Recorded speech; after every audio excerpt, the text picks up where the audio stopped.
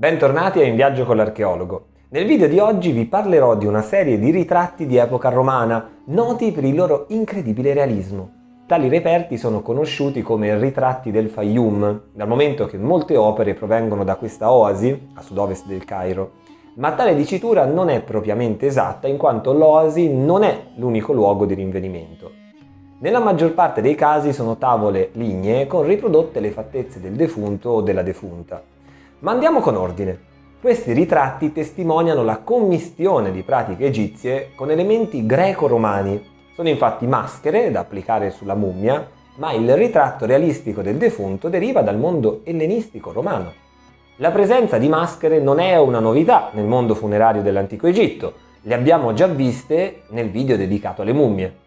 Si trattava però di maschere in cartonnage, cioè papiro o tessuto ricoperti di gesso e poi decorati con fattezze spesso idealizzate della persona. Con queste opere vediamo invece dei veri e propri ritratti. Possiamo notare le caratteristiche del volto, l'abbigliamento, i gioielli e le acconciature in voga in determinati periodi della storia. Già, ma quali sono questi periodi? I ritratti spaziano dal I al IV secolo d.C. e appartengono prevalentemente all'élite, agli strati più alti della società. Raffigurano uomini, donne e bambini e mostrano una società estremamente multiculturale e multietnica. Piccola pausa. Se il video vi sta piacendo vi chiederei di mettere un mi piace o commentare alla fine, non vi costa molto ma nutre YouTube e quindi fa crescere il mio canale. Grazie. Riprendiamo. Fin qui tutto chiaro. Ma come sono stati realizzati questi ritratti?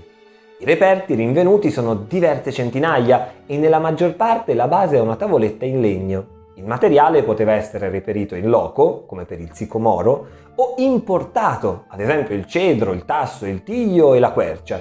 La tecnica pittorica prende il nome greco di encausto, da encaio, cioè riscaldare.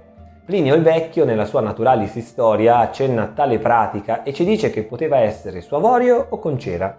Nel primo caso il disegno veniva realizzato probabilmente sull'avorio con una punta metallica riscaldata, mentre nel secondo, quello impiegato per i nostri ritratti, la base era rappresentata dalla cera d'api.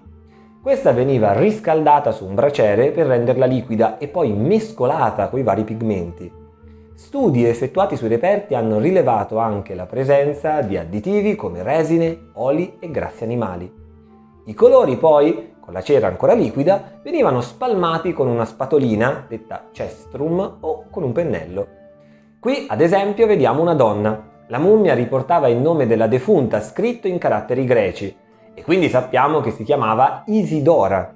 Il corpo, una volta bendato, era avvolto in un grande sudario rosso, ne vediamo una parte, che lasciava libero lo spazio per il ritratto del volto e riproduceva le fattezze della persona.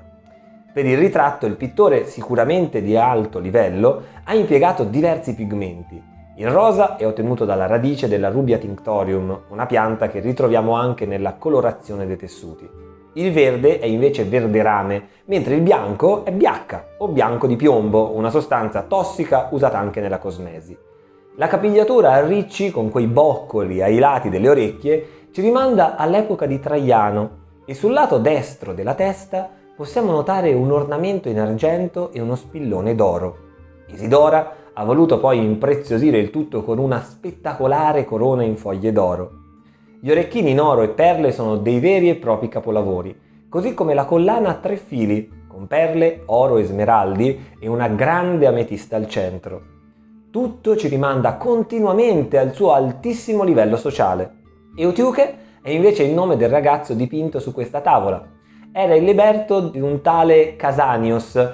Il corpo è girato di 3/4, mentre la testa è rivolta verso di noi e ci osserva, sereno, con un mezzo sorriso. Il soggetto di questa tavola è ancora una volta un giovane ragazzo che deve però aver subito un'operazione chirurgica all'occhio destro.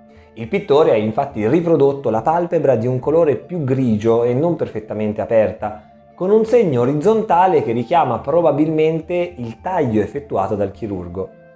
Talvolta troviamo ritratti realizzati anziché con l'encausto a tempera, mescolata con resine vegetali o colla animale, ma siamo nel secondo, terzo e soprattutto IV secolo d.C. La giovane donna è qui ritratta con la tecnica appunto della tempera. Indossa una tunica rosa tipica delle raffigurazioni funerarie femminili, con i clavi, quelle bande, di color indaco e il panneggio evidenziato da tratti più scuri. Come negli altri ritratti, anche lei porta una collana d'oro e 2 orecchini in oro e perle. Per alcuni volti il legno è sostituito dal tessuto o dal papiro, ottenendo dei veri e propri sudari, ma tale forma è molto più rara. Ci sono infine alcuni ritratti pensati inizialmente non per l'uso funerario, ma per essere incorniciati e appesi, dei quadri o pinaches se vogliamo usare il termine antico.